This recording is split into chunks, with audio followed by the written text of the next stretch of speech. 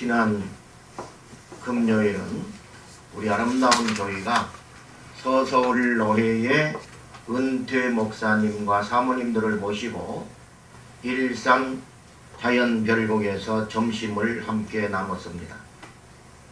12시 예약 시간보다 우리가 한 30분 정도 빨리 도착했는데 목사님들께서는 벌써 오셔서 예약한 방에 계셨습니다. 농담으로 어떤 목사님께서 홍 목사님 안 오시는 줄 알고 마음이 저렸습니다. 그런 말씀 오셨습니다. 양손에 등산 지팡이를 의지하고 오신 목사님이 계셨고, 입원하신 사모님 수발하시다가 오신 목사님도 계셨고, 사모님 먼저 천국 보내시고 혼자 오신 목사님도 계셨으며, 움직임이 어려워서 사모님 손을 꼭 잡고 오신 목사님도 계셨습니다. 80세를 넘기신 분들이 여럿 있었지만은 몸을 가누시는 것 빼고는, 그런 불편한 점 빼고는 그래도 정정것이다 생각이 들었습니다. 작년엔 15분이 1층에서 우리가 모셨었는데 올해는 11분이 참석하셨습니다. 그곳이 뷔페 식당이기 때문에 이제 방이 그쪽에 있는 줄 모르고 예약을 했었는데, 뷔페 식당이 이쪽이면 방은 이쪽에 있어가지고 한참을 한 100m를 걸어가야지 밥을 먹게 동선이 되어 있었습니다. 100m까지는 안 돼도 한 30m는 될 것 같아요. 그래서 걸어 다니시는 것도 이렇게 걸어 다니시는데 다시 자리를 좀 가까운 곳을 해두십시오 해서 가까운 데로 옮기고, 이제 총무님께서 기도하시고 자유롭게 식사를 시작했습니다. 좋아하는 음식부터 갖다 잡수시지 않습니까, 보통? 그리고 또 이제 채소부터 이렇게 잡수고, 근데 한 분 목사님께서 그 접시죠, 접시에다가 가득 이렇게 잡수고 또 잡수고 잡수고 또 잡수고 되는데 아주 가득 담아서 갖고 오셨습니다. 다른 사람 것에 비하면 반절도 더 많았습니다. 반절이나. 그걸 다 잡수셨습니다. 그리고 또 가셔서 또 한 번 그렇게 잡수셨습니다. 그분이 두 분이 사모님이 먼저 하늘을 가셨는데, 한 분은 그래도 아들 며느리고 일산 아파트에서 사십니다. 근데 그분은 저기 화곡동인지 어디 그 근방 사시는 것 같아요. 그런데 딸만 둘이 있었는데 사모님 보내시고 딸들 다시 보내고 조그마한 연립주택에 혼자 사신다고 해요.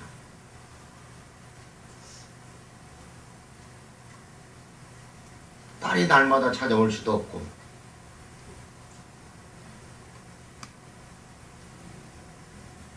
지난번도 그러셨는데 이번도 다 끝나고 나서 이렇게 먹다가 남은 과일 몇 조각 이렇게 남았습니다. 그걸 휴지에다가 이렇게 싸셔요. 그러면 홍성 기사님이 비닐로 주머니를 어떻게 준비했는지 하여튼 그걸 갖다가 싸서 주셨습니다. 마음이 매우 아팠습니다. 권사님들이 호박죽과 음료수를 따라다가 갖다 드렸습니다. 그것도 다 잡수셨습니다. 제가 유심히 봤는데 이제 2번 내지 3번 차도 마시고 그러니까 4번도 가시고 그렇게 하지 않습니까? 한 번 드시고 나서 2번째 드시러 나가시는데 홍 목사님이십니다. 그분이 아주 지혜가 특출나신 그런 목사님이셨는데 이쪽에 식당이 차려져 있습니다. 이쪽에 들어오는 문입니다. 근데 여기 우리가 있습니다. 가운데 이렇게 이제 이쪽 가서 밥을 갖고 와야 됩니다. 먹을 것을. 근데 목사님이 나가시더니 이쪽으로 가시는 거예요. 근데 벌떡 일어나서 이쪽에 나가는 길이 있으니까 이쪽으로 나가려고 준비를 하면서 상황 주시를 했습니다. 한 5m, 6m쯤 가시더니 자기 생각이 뭐가 잘못됐다고 생각하신 것 같아요. 그 다시 뒤돌아오고 왔습니다. 홍성사님은 이쪽에 있다가 이쪽으로 나갔습니다. 뭐라고 하더라고. 뭐 도와드릴까요? 식당이 이쪽입니다. 뭐 그런 것 같아요. 아니라고. 그래서 이제 찾아서 2번째 식사를 거쳤습니다.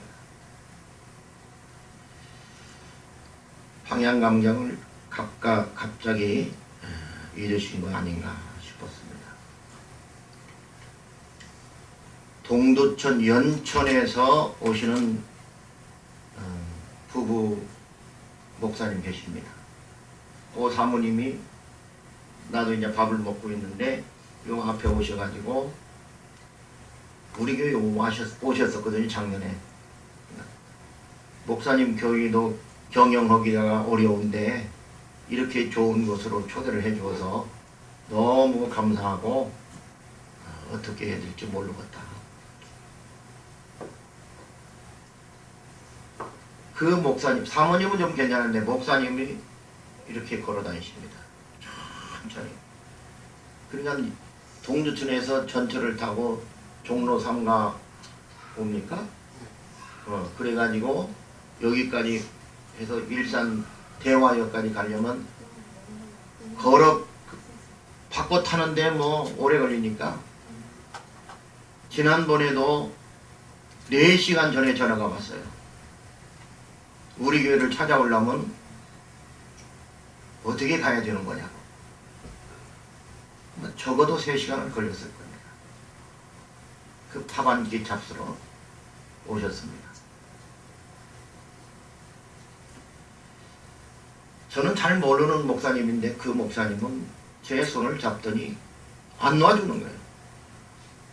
계속 잡으시면서 자기가 현역 시절에 선교사 파송을 아프리카로 했는데 번역 선교를 하는 선교사님을 파송했었다. 선교하는데 너무 힘든데 이걸 꾸준히 하기가 너무 힘든다는 거 자기가 너무 잘 아는데 어떻게 목사님인데 교회가 그렇게 훌륭한 일을 하냐. 그런 얘기예요. 그러면서 칭찬과 격려를 해주셨습니다. 이번 행사는 사실은 작년에 그분들을 대접하면서 1년에 한 번은 모셔야 되겠다. 하나님께서 그런 마음을 주셔서 진행한 일이었습니다. 이 소식을 듣고 감사한 것은 두 교회가 우리도 그러면 참여를 하겠습니다. 그렇게 의사를 밝혀주셨습니다. 마음 같아서는 한 달에 한 번 모셨으면 좋겠지만은 올해는 2달에 한 번쯤 모시면 좋겠다. 그러니까 우리까지 지금 3번 했으니까 세 사람이 할 수 있으니까 3교회만 더 있으면 이제 올해는 되는 거고요. 내년에는 한 달에 한 번쯤 모시면 좋겠다. 그러면 12교회만 확보하면 된다. 지금 우리 같은 개척교회가 하니까 100명 정도 모이는 교회는 할 수 있습니다. 우리 노예에 한 3,000명 모이는 교회도 있으니까 그런 교회도 한번 하고 그러면 충분히 가능하다. 아직 아무한테도 얘기 안 했습니다. 노회장한테 정식으로 얘기해서 선착순 12교회만 합시다. 복 받는 건 그저 받는 게 아닙니다. 일반 은총은 하나님이 그저 주시는 것이지만은 특별 은총은 하나님의 은혜로 주시고, 그런데 우리가 이 땅에서 복을 누리며 사는 것은 하늘의 신령한 것들을 경험한 자들, 고차원 자리에 올라간 사람들만이 이 하나님의 음성을 들을 수 있고 볼 수 있습니다. 아무나 사람을 대접할 수 있는 게 아닙니다. 오늘 본문에 그래서 주님은 뭐라고 하십니까? 무엇이든지 남에게 대접을 받고자 하는 대로 너희도 남을 대접하라. 이 말씀은요, 앞뒤 문맥을 보면 전혀 상관없는 말입니다. 앞에 있는 이야기는 뭐냐면, 자녀가 생선을 달라 하면 뱀을 줄 자가 어디가 있고, 뭐 또 떡을 달라 하면 돌을 줄 자가 어디가 있느냐, 그런 내용이 쭉 기록되어 있다. 갑자기 이 말씀 오시는 거예요.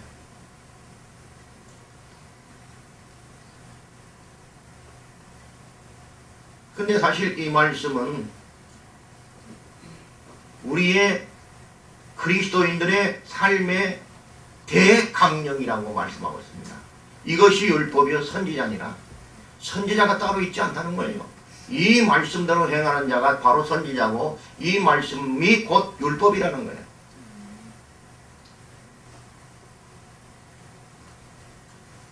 이번에는 참여한 분들이 한 가정, 두 가정, 세 가정, 네 가정, 5가정입니다.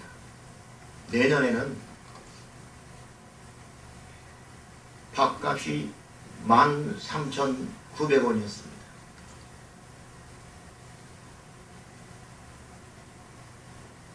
(15,000원이면) 한 분 대접합니다.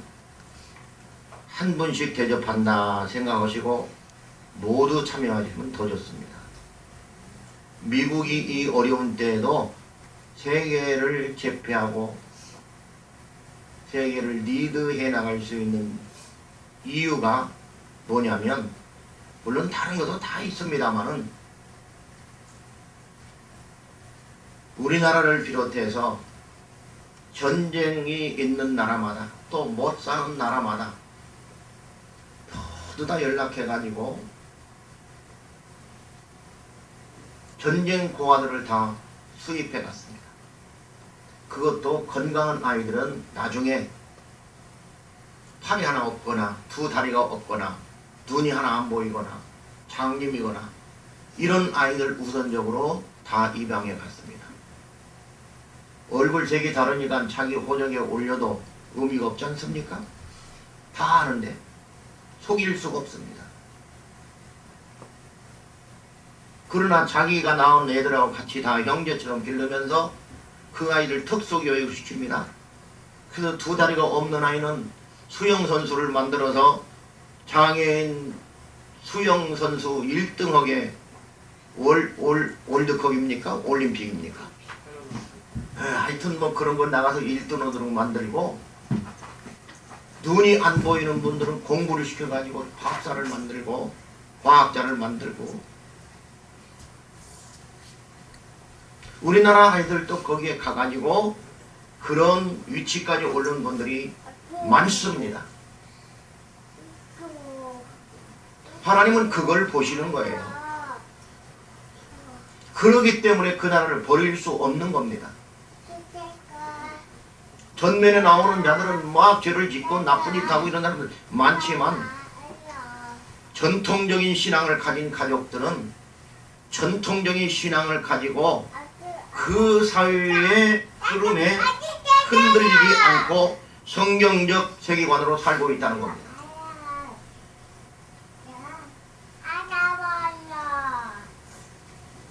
이것은 제가 볼 때에 놀라운 일이고, 오늘 이 말씀을 그들은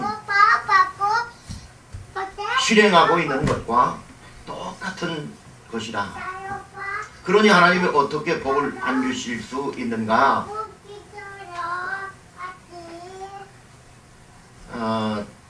올해는 작년에는 없었던 또 우리 임소영 집사님이 원가로 사주셔가지고 홍삼 절편 한 박스씩 이렇게 선물까지 드렸습니다. 그랬더니 너무 좋아하시면서 가셨는데요. 사실 밥 한 끼 먹고 선물 하나 받는 것 때문에 그분들이 좋아하시겠습니까? 아닐 겁니다. 현역에서 은퇴하신 후에 외롭게 두문불출하신 채로 사시다가 후배가 그래도 밥 한 끼 산다고 하니까 나와서 당신 친구들 만나고 또 후배들에게 또 얘기하고 옛날에 있었던 이야기도 하고 후배가 인정해주고 하는 것이 고맙기 때문에 그런 거 아니겠습니까? 어저께 한 분 목사님 그래요. 동두천에 오신 목사님. 그걸 3번 나한테 얘기해요. 그 시간에. 잊어버린 거예요. 그러니까. 뭘 얘기하냐면 자기가 일산 거기에서 옛날에 목회했다는 거예요. 누가 오라고 해가지고. 목회했는데 그때는 다 여기가 논밭이었다는 거예요. 그래서 그 얘기를 이쪽 대기할 때 했습니다. 그리고 밥 먹으러 갔습니다. 밥 먹으러 가가지고 밥 먹기 전에 기도하고 또 한 번 얘기를 했어요. 여기는 말이요. 이러면서. 또 끝나고 나서 또 한 번 오십니다. 그런 얘기를 할 대상이 있어요, 없어요? 없어요. 없어. 그런데 후배들은 그들의 말에 귀 기울이지 않습니다.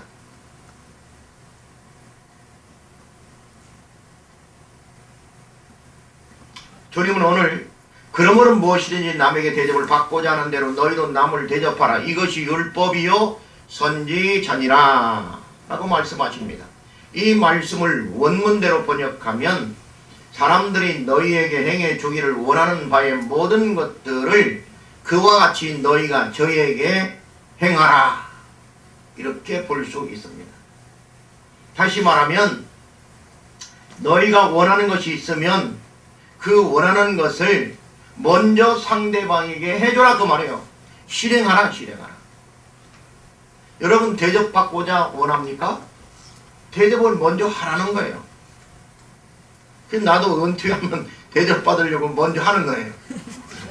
그죠? 안 그러면 후배들이 뭐 쳐다보지 않을 거 아닙니까? 너희 모이면 은퇴 목사님 따로 이렇게 모입니다. 후배들은 쳐다보지도 않습니다. 그냥 왔다 갔다 하는 거죠. 말도 안 걸어요. 눈인사만 하고.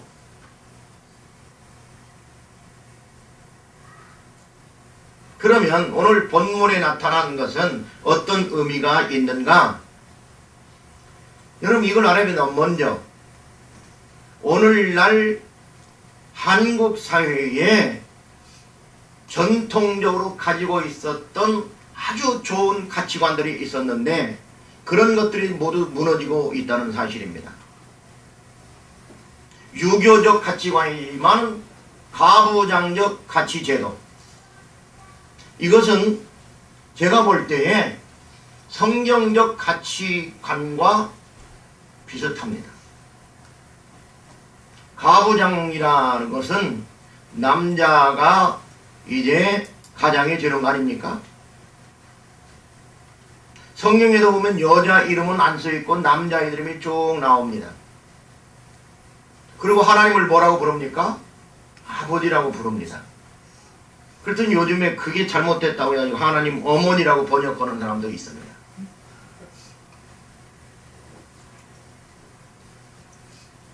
이것을 대표 원리 이렇게 말을 하지만은 사실은 이 하나님 아버지 이렇게 부르는 거, 또 남자를 앞세우는 거, 이것을 통해서 하나님은 그의 나라와 그의 백성을 이끌고 나가시는 그런 책임자로서 통치자로서의 역할을 한다는 것을 보여줍니다. 그러니까 남자가 재구실을 못할 경우, 남성이 가장 노릇을 못할 경우는 여성도 할 수 있는 겁니다. 절차상.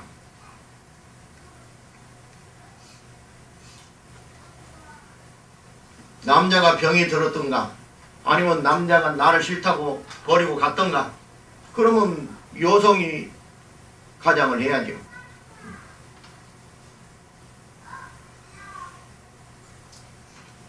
자, 첫 번째로는 이 말씀이 주는 교훈은 이렇습니다. 자기에게 좋은 것이라면 남에게 먼저 하라는 교훈입니다. 기소불욕 물시어인이라는 말이 있습니다. 이 말은 논어 유령공에 나오는 이야기로서 자기가 하기 싫은 일은 남에게 하게 해서는 안 된다라고는 뜻입니다. 기소불욕 물시어인. 사람의 마음은 누구나 비슷하기 때문에 자기가 하고 싶지 않은 일은 다른 사람도 하고 싶어 하지 않는다는 것을 교훈합니다. 그런데 어떤 사람들은 기소불용물 시어인, 다시 말해서 하고 싶지 않은 일은 자기는 절대로 하지 않고 남에게만 시키는 사람도 있다는 데 문제가 있습니다. 물 좀 떠와. 우리는 뭐 잿들이 갖고 와 이렇게는 할 사람 없겠죠. 양말 좀 벗겨. 어떤 목사님이 그러셔요. 자기는 양발도 벗기게 하고 물도 떠오게 하고 막 그런데요. 왜 그러냐고 내가 묻지도 않았는데 당신이 그래 해석을 해요. 자기는 지금까지 고생하며 살았으니까 당신은 좋은 집에서 좋은 거 먹고 호강 받고 살았으니까 이제 나를 좀 섬겨달라. 근데 사실 그렇게 솔직하게 얘기하면 뭐 그럴 수도 있어요. 그죠?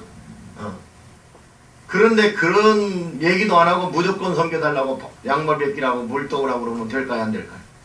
안 되죠. 우리 교회도 그런 분이 있어요. 그러면 안 되는 거예요. 또 그걸 섬겨달라고 좀 하는데 또 구태여 남녀 평등인데 내가 왜 섬깁니까? 그러면서 또 안 섬기는 것도 문제가 있죠. 자, 이거 보세요. 성경은 그런데요. 이 논어에 나오는 말씀과 조금 다릅니다. 성경은 뭐라고 하냐면 다양성과 통일성을 얘기합니다. 다양성과 통일성이라는 말은 물 떠오는데 은사가 많은 자가 있고 발 씻기는데 은사를 받은 자가 있는 거예요. 돈 버는데 은사가 많은 자가 있고 돈을 쓰는데 은사 받은 사람이 있어요. 이것을 다 한 잣대로 재가지고 천편일률적으로 놓아서는 안 되는 거예요. 그렇기 때문에 돈을 쓰더라도 통일성, 예수 그리스도를 위해 쓴다면 그거는 문제될 거 없다. 돈을 버는데 만금을 버는데 그리스도를 위해서 번다. 문제될 거 없지요. 명예를 얻는데 그리스도를 위해서 내가 명예를 얻겠다. 내가 그리스도인으로서 명예롭지 못한 삶을 살면 되겠는가? 라고 한다면 문제될 거 없겠죠. 근데 자기를 위해서 명예를 얻으려고 한다면 언젠간 내려오게 되어 있어요. 존경받을 수 없다 그 말입니다. 불교 경전 장 아함보에 나오는 이야기 중에 우리가 잘 아는 소욕지족이라는 말이 있습니다. 욕심이 많은 사람은 이익을 구함이 많기 때문에 번뇌도 많지만은 욕심이 적은 사람은 구함이 적기 때문에 근심도 걱정도 없다 그 말이에요. 소욕지족. 욕심이 적은 사람은 남의 마음을 사기 위해서 아첨오지 않습니다. 마음이 편안해서 아무런 걱정이나 두려움이 없습니다. 하는 일에 여유가 있고 부족함이 없을 수도 있습니다. 없다고 생각합니다. 이것을 가리켜서 소욕이라고 합니다. 자기가 그렇게 생각하는 거고 자기가 그렇게 그런 환경 속에 자기를 집어넣는 거예요. 그 다음에 모든 권유를 벗어나고자 한다면 마땅히 만족할 줄 알아야 합니다. 넉넉함을 알면 부유하고 즐거우며 평화롭습니다. 그런 사람은 비록 맨 땅에 누워있을지라도 평안하고 즐겁습니다. 만족할 줄 모르면 설사 천상에 있을지라도 흡족할 수 없기 때문입니다. 만족할 줄 아는 사람은 가난한 듯해도 사실은 부유하다 이렇게 그들은 말합니다. 이것을 가리켜서 지족이다 이렇게 말하는 겁니다. 소욕지족이라는 말을 쓰는 겁니다. 그러나 기독교는 이것과도 좀 다릅니다. 이것을 자기 자신에게 적용하지 않고 남에게 적용시킨다는데 기독교의 진리가 있습니다. 주님은 자기 자신에 대해서는 뭐라고 합니까? 범사에 감사하라. 이게 지족이죠. 범사에 감사하라. 근데 남에게 대해서는 뭐라고 하냐면 남을 긍휼히 여기라. 사랑하라. 용서하라. 이렇게 말하고 있습니다. 하버드 대학에 다니는 한 학생이 아프리카에 있던 슈바이처 박사를 찾아갔습니다. 가르침을 받고자 했기 때문입니다. 그런데 환영은커녕 박사를 만날 수도 만나주지도 않았습니다. 몹시 실망해서 귀국을 준비하고 있을 때에 엄청나게 큰 비가 내려 마을을 온통 물에 잠기게 만들었습니다. 그때 한센병을 앓고 있던 한 아기가 물에 빠진 것을 보고 그는 자기도 모르게 뛰어 구해주었습니다. 그런 일 이후에 박사가 그를 불렀습니다. 내가 며칠 자네를 지켜보았는데 전혀 나를 만날 준비도 만날 가치도 없었네. 그런데 요 며칠 전에 아기를 구해주는 것을 보고 자네에게 긍휼의 마음이 있는 것을 보았다네. 세상을 구할 수 있는 것은 의사나 약이 아닐세. 세상을 구할 수 있고 사람을 구할 수 있는 것은 긍휼한 마음일세. 그런 것 같습니까? 그렇습니다. 우리도 이번 선교에 떠나는데 50만원어치 더 되는 약을 지금 얻어다 놨습니다. 그러나 약이 그들을 구할 수 있겠습니까? 우리의 긍휼한 마음이 없고 선교의 그 의지가 없으면 복음을 그들에게 전해야 되겠다고 하는 그런 하나님의 마음이 없으면 그걸 100번 나눠줘봤던들 뭔 의미가 있겠습니까?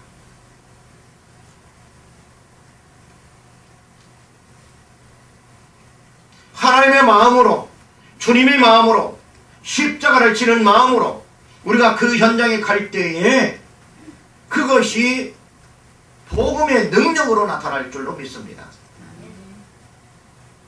이번에 이거 내부 미장 공사를 우리가 가서 하려고 하고 있습니다. 그래서 얼마 정도 듭니까?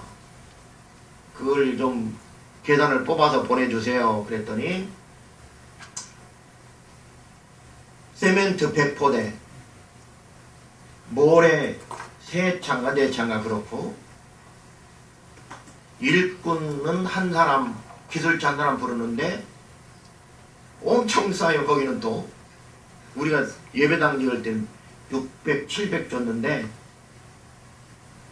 600만원, 700만원이 아니고 600페소, 700페소. 근데 여기는 400페소랍니다. 400페소는 얼마냐면 3, 4, 12. 근데 지금 25대 1이니까 한 뭐 만원 되는 거예요. 딱 만원이래요. 그죠? 하루 일당 10,000원 비둘자 이거 하시는 분 우리 다 가서 거기 살아야 될 것 같아.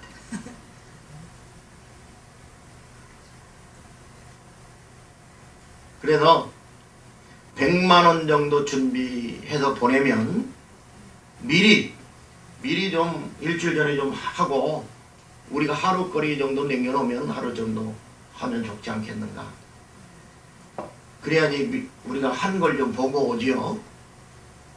우리가 가서 하게 되면 마무리를 못하고 오면 또 그리고 또 이제 시간이 나면 밖에도 좀 조금 해주고 이렇게 하면 좋겠다 싶습니다. 그랬더니 우리 조건사님께서 목사님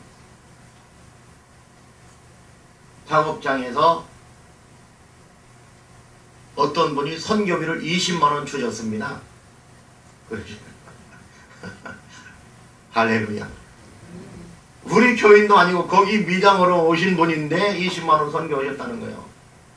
선교 이게 사진 보고 올해는 안 가냐고 올해도 간다고 날짜 잡혔다 보니까 선교비 보고 있습니다. 거기 이거 하기 위해서. 그랬더니 20만원을 성금 하셨다는 겁니다. 마음이 중요하다. 긍휼히 여기는 마음이 중요하다는 거예요. 마음이 없으면요 우리가 하는 일에도 참여를 못하지만 마음이 있으면 남의 교회의 행사에도 참여할 수 있는 마음의 여유가 생긴다.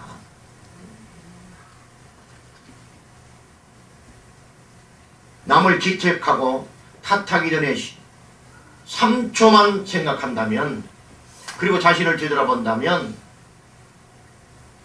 좋은 일이 생길 겁니다. 우리 속담에 재 묻은 개가 똥 묻은 개를 나무란다는 말이 있습니다. 교회를 어지럽히는 사람들은 조용히 헌신하는 사람들이 아닙니다. 뭔가 자기를 드러내고자 하는 사람들이 헌신도 안 하고 말이 많습니다. 교회를 자꾸 산이 높으면 골이 깊지요. 골이 깊으면 물이 마르지 않는 법입니다. 높은 수준에 올라가게 되면 온 성도들을 마음에 품고 조금 가탈스러운 분들도 함께 가는 겁니다. 배려하고 이해하는 마음이 생기는 겁니다. 능력이 있다고 해서 하루 10끼 먹는 것 아니고 많이 배웠다고 남들 안 쓰는 천상의 말을 쓰는 것도 아닙니다. 넓은 방에서 잔다고 고운 꿈 꾸는 것 아니고 좋은 음식 먹는다고 천년을 사는 것도 아니며 좋은 옷 입는다고 날아갈 수 있는 것도 아니고 비싼 화장품 바른다고 미스 코리아 되는 것도 아닙니다.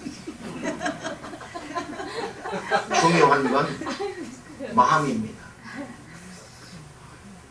마음이 있으면 하나님의 일꾼이 될 수 있습니다. 탐욕을 버리고 남을 불쌍하게 여기는 그런 우리 아름다운 교회 지체들 되시기를 주님의 이름으로 축복합니다. 두 번째로는 선을 행할 때 무엇인가를 기대하지 말라는 의미입니다. 우리는 은근히 무엇인가 할 때 11조를 낼 때도요 제가 사실은 여기에다가도 이름 내가 안 쓰고 싶어요. 사실은.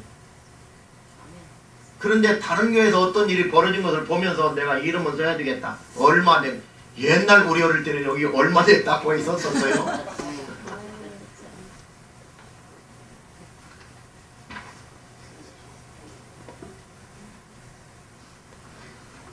그래서 이름은 내가 써놓는데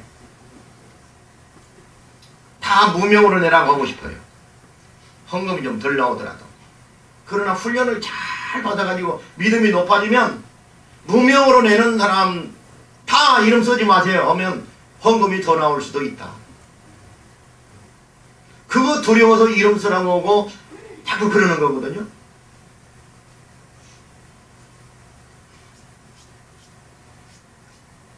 이게 다 뭐냐면 상대적인 거예요. 목사는 그래서 그렇게 하라고 하고 또 거기 헌금 내시는 분은 내가 오늘 10만원 내는데 하나님 이렇게 볼 줬으면 좋겠다. 그리고 내용까지 다 써놔요. 이렇게 또. 누가 그런 거 만들어내? 참 훌륭해. 하나님이 그거 안 써놓으면 모를까요?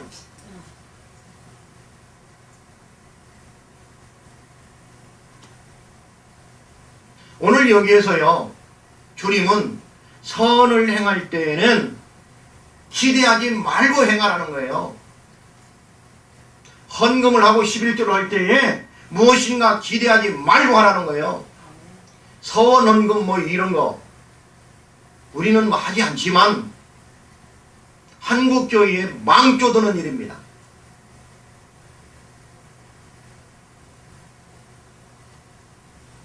서원 헌금이 어디 있어요? 서원 헌금이.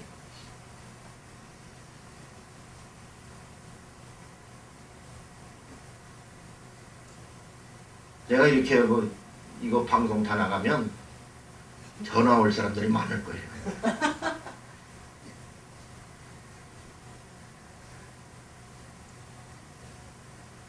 자, 이 교훈의 말씀은 남들이 나에게 선으로 갚아줄 줄 미리 생각하고 행하라는 말이 아니라는 겁니다.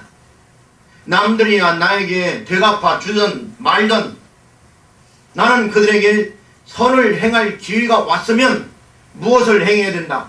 선을 행해야 된다는 거예요. 지금 이 A라는 사람이 먹을 것이 없어서 굶어 죽을 판인데 하나님 내가 이 사람 도와주면 나에게 100배로 이삭처럼 갚아줄 수 있습니까?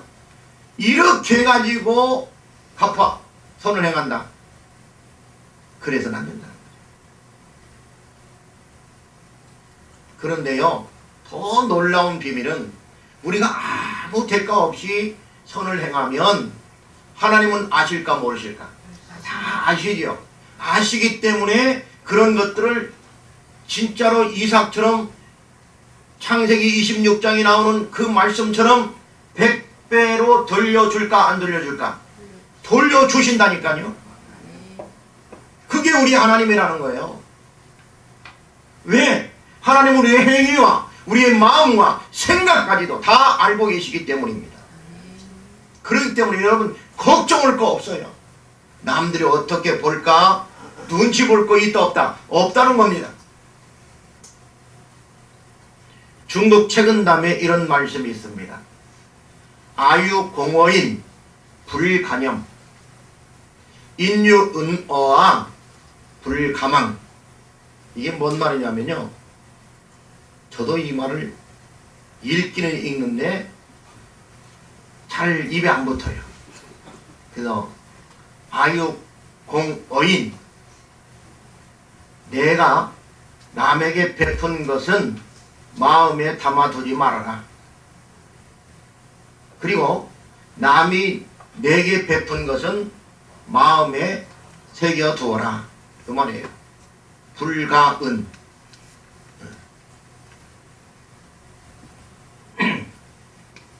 그러니까 이 말을 제가 찾아보면서 우리나라에는 이런 말이 없나? 그랬더니 있더라고요. 우리나라 속담에는 은혜는 물에 새기고 원수는 돌에 새긴다. 그런 말이 있어요. 근데 이게 좋은 말인 줄 알고 내가 가만히 생각했더니 이게 나쁜 말인 거야. 우리나라 사람들이 그렇다는 거예요. 은혜 받으면 물에다 새겨서 딱 흘려보내버리고 원수 갚을 일 있으면 그것은 돌에다 새겨가지고 끝까지 3, 4대까지 갚는다는 거예요. 야, 이런 수학한 말이 다 있나? 우리는 어떻게 해야 돼요? 은혜는 돌에 새기고 원수는 어디야? 물에 새긴다. 물에 새긴다. 아멘?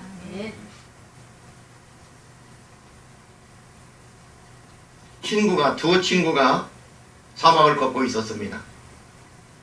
그들은 타는 목마름에 신경이 날카로워졌습니다. 이미 준비한 물은 다 소비해버렸고, 그렇기 때문에 자꾸 작은 시비가 일어났습니다. 그러다가 서로 다투게 되었는데 한 친구가 그만 다른 친구에 뺨을 때렸습니다. 뺨을 맞은 친구는 너무나 분한 나머지 모래에다가 이렇게 적었습니다. 이 친구가 오늘 나의 뺨을 때렸다. 큼지막하게 써놨습니다. 그러다가 그 둘은 오아시스를 만나게 됩니다. 너무 기쁜 나머지 그들은 물속에 뛰어들었습니다. 그런데 그만 조금 전에 뺨을 맞았던 친구가 실수로 늪에 빠지게 되었습니다. 이에 놀란 친구가 늪에 빠진 친구를 가까스로 구출해 줍니다. 늪에서 빠져나온 친구, 그 친구는 아까 뺨을 맞은 친구입니다. 그 친구가 이번에는 돌에다가 이렇게 새겼습니다. 이 친구가 오늘 나를 늪에서 건져 살려 주었다. 이것을 본 친구가 물었습니다. 왜 아까는 모래에다 적었는지 지금은 돌에다 새기느냐? 친구는 이렇게 대답했습니다. 원소는 모래에 적어서 바람이 불면 금방 쓸려 가도록 하기 위한 것이고, 은혜는 돌에 새겨서 영원히 간직하려는 것이라네. 요단강에 서 있었던 이스라엘에게는 엄청난 은혜가 쏟아졌습니다. 하나님께서 언약궤를 맨 자들을 앞에 세우고 요단강에 발을 내디디라고 했습니다. 그들은 믿음대로 하나님의 말씀을 믿고 발을 내디뎠습니다. 창일했던 물길이 멈춰섰습니다. 이스라엘 백성은 물 한 방울 묻히지 않고 그 강을 건너게 됩니다. 하나님께서 여호수아의 그 은혜를 기념하도록 명령합니다. 그래서 그 12지파의 대표자들을 뽑아서 그 강 한가운데 가서 돌멩이를 하나씩 갖고 오게 합니다. 그것을 갖다가 길갈에다가 기념비를 세웠습니다. 그리고 우리는 그것만 알고 있지만 성경을 자세히 보면 그들이 가서 그 법궤를 메고 다 지나갈 때까지 200만 명이 다 지나갈 때까지 한가운데 서 있었거든요. 제사장들이. 그러니까 그 서 있었던 그곳, 그 언약궤가 있었던 그곳, 법궤가 있었던 그곳에 돌멩이를 12돌을 세워서 기념비를 세웠습니다. 요단강이 다시 흘러가게 되면 기념비가 보일까요? 안 보일까요? 은미의 군단이 보일까요? 안 보일까요? 안 보이죠. 물이 가득 차서 넘쳐가 버리는데, 여러분, 우리는 하나님의 은혜를 받은 자로서 기념비를 세우되 잘 보이는 길갈에도 세워야 되지만은 보이지 않는 물속에라도 세워서 결코 잊어서는 안 된다는 거예요. 하나님께서 그의 아들 독생자 예수 그리스도를 보내셔서 우리를 구원해 주셨는데 그 은혜를 가마득히 까먹어버리고 일주일에 한번 예배드리는 것도 어려워하고 힘들어하고 그런다면 문제가 있는 겁니다. 누가복음은 오직 너희는 원수를 사랑하고 선대하며 아무것도 바라지 말고 꾸어주라. 그리하면 너희 상이 클 것이요 또 지극히 높으신 이의 아들이 되리니 그는 은혜를 모르는 자와 악한 자에게도 인자하시니라 라고 했고, 로마서는 피차 사랑의 빛 외에는 아무에게든지 아무 빛도 지지 말라. 남을 사랑하는 자는 율법을 다 이루었네. 로마서 13장 8절에 기록하고 있습니다. 이런 말씀들은 사랑의 정신으로 선을 행하라는 교훈을 하고 있는 겁니다. 성경은 예수께서 이르시되 내 마음을 다하고 목숨을 다하고 뜻을 다하여 주 너희 하나님을 사랑하라 하였으니 이것이 크고 첫째 되는 계명이요 둘째도 그와 같으니 내 이웃을 내 자신같이 사랑하라 하셨으니 이 두 계명이 온 율법과 선지자의 강령이니라. 마태복음 25장 40절은 내가 진실로 너희에게 이르노니 너희가 여기 내 형제 중에 지극히 작은 자 하나에게 한 것이 곧 내게 한 것이니라 라고 말씀하고 있습니다. 베푼다고 하는 것은 그냥 조건 없이 하나님 앞에서 받은 은혜에 따라서 주는 겁니다. 그러면 하나님께서 뭐라고 하십니까? 그런 사람들에게는 지극히 높으신 이의 아들이 되게 하시겠다는 거예요. 근데요, 문장을 보면 되리니 그랬어요. 그러니까 나중에 되게 한다는 것도 아니에요. 그렇게 베푸는 순간 된다는 거예요.